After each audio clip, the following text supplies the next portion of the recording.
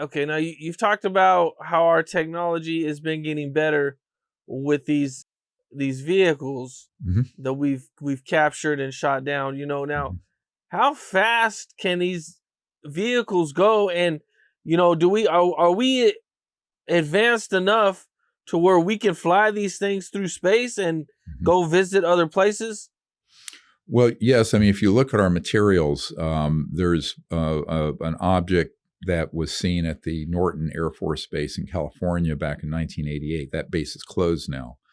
And it was a classified air show. And there was a man who was in there, Brad Sorensen, that we have his testimony where he saw 3 of these man-made ones. Now, they were early models from the late 50s, early 60s, because inside they had Mercury era spacecraft from the Mercury era in the late 50s, early 60s components. But those had been around our, not out of interstellar, not to other star systems, but those had been all around our solar system. And those were operational late 50s up through the 60s. We have the full testimony of that. We have forensic drawings of the craft. We have schematics of the interior of the craft. It's all on our website. It's all in our books. It's all in the unacknowledged documentary. So what we've been trying to do is, and thank you for hosting me, is to get this word out so people can avail themselves of this really compelling and interesting information that we already have collected. But every single week, I mean, there's not a week or day that goes by that I don't have a new top secret whistleblower approaching us now. So there's an avalanche of this coming. We just need a vehicle to get it out to the public. Why are so many people willing to talk about this classified stuff that's been happening? I mean, they had to have, signed some serious paperwork. Yep. And, they had to have been threatened with jail and, Yep. bankrupt if they come out, being sued and, Killed. all this other stuff. Why are people so comfortable coming out? They're not comfortable, but they approach me and I try to encourage them, and I don't disclose who they are unless they want to be named publicly. Now, on our YouTube channel, I think we have 70 of these top secret people, name, rank, serial number, everything. So I tell people, get on there and look at it. You don't believe, don't take my word for this. I'm a retired emergency doctor. Look at these 70 men and women who worked in the programs. We have their testimony. Full stop. And the case frickin' closed. Now, we have another 700 that have given me information, intelligence, documents, locations of facilities that have not wanted to come out publicly, but many of them are willing to be subpoenaed in a formal process where it's, where they're able to speak publicly without their non-disclosure agreements being violated, where they could be arrested or what have you. Now, one good thing that happened last December in 2022, the Congress passed and the president signed the National Defense Authorization Act that had a provision for these people with these clearances to come and give their information to an office at the Pentagon called the AARO office, AARO. And I have been bringing people through the system, mainly through some contacts I have in the Senate, who then are handed off and go to this top secret facility.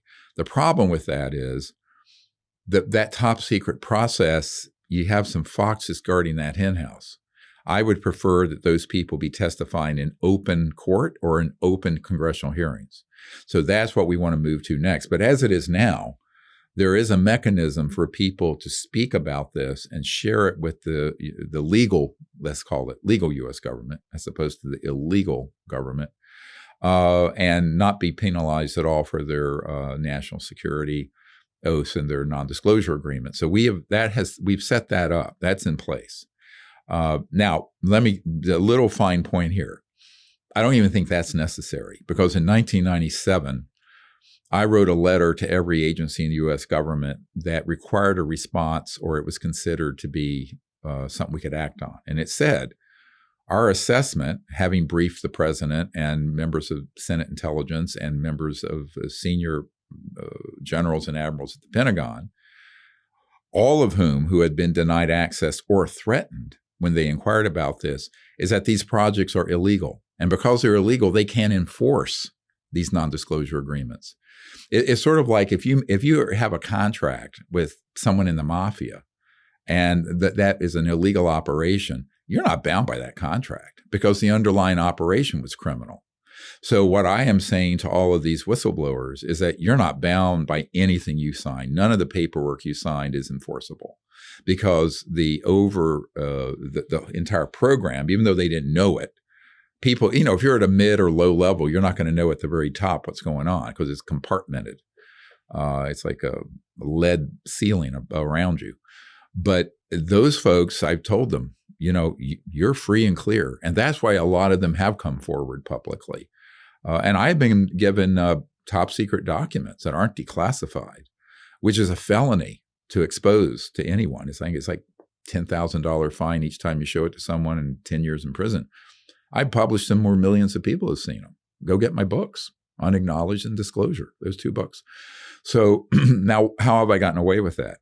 Because we have declared these projects illegal. And if someone were to try to stop us from putting that information out, we would go straight to court. And we would be able to prove that this entire operation is a criminal operation. They don't want that fight. So that's how we've done what we've done. Now, is it scary? And have I been threatened? Yeah, of course. Why wouldn't I be? But this is a pearl of great price. This is not the one you throw back into the ocean. When you realize what's being kept from humanity, and I have 4 daughters and 12 grandchildren.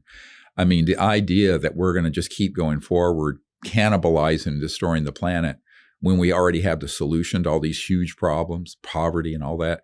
And that's why people really need to look at the Lost Century and how to reclaim, because it outlines in detail all these technologies and also all the nasty things that have been done to keep them secret, confiscated. Like, for example, we show an actual national security order on a patent that an inventor or scientist that's I know was given because he had something that would run your house from the magnetic flux, the electromagnetic field around you, with no energy costs and no pollution. But the patent office seized it and said, no, we will not grant this because this is a matter of national security. Well, it wasn't a matter of national security. It was corrupt influences inside the patent office denying the patent. Now, this happens all the time. The Federation of American Scientists, very mainstream scientific organization, in 2010, 13 years ago, published a finding that over 5,000 patents like that had been seized under national security provisions. And they even cited one from like 1970, 50 years ago, that was a very high efficient solar type panel, more efficient than anything we have now on the market, and it was seized. And we're not talking about anti-gravity and traveling through space. We're just talking about a more efficient solar panel. It was seized under a national security order. And this scientific mainstream group cites this. So you'll see all that in this documentary. It's going to blow people's minds when they realize, wow, we are living in a faint shadow of a world, and what a shame. But on the same token, if we all come together to fix the problem, we'll be able to create a whole new civilization within 15, 20 years, well within even my lifetime and certainly yours. What's up? This is Cam Capone. We got more content like this coming soon, so hit that like button, subscribe, and stay locked in to Cam Capone News.